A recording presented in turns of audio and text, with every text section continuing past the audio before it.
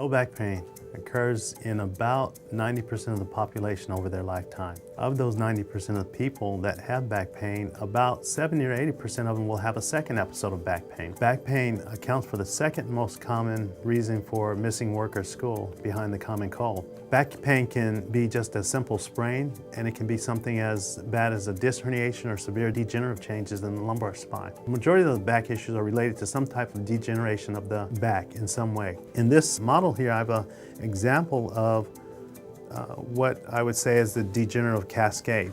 If you look at the very top disc space, which is right here, if you notice it's nice and plump and it's very high, this is a healthy disc. As the disc starts to go through a wear and tear process, you can kind of see that the disc space slightly collapses here, and you can see some changes which look like some kind of reddish changes in there.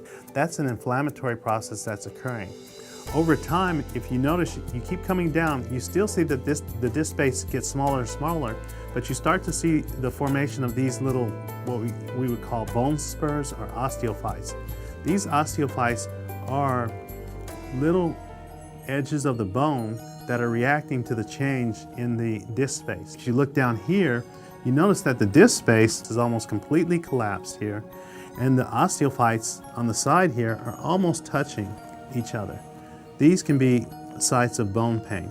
If you look here, you can see that there's nice space here for the nerve to come out, but if you look at this the one next to the bottom, you can see that it's pinched, and there's not very much room for the nerve to come out. This can cause back pain and leg pain.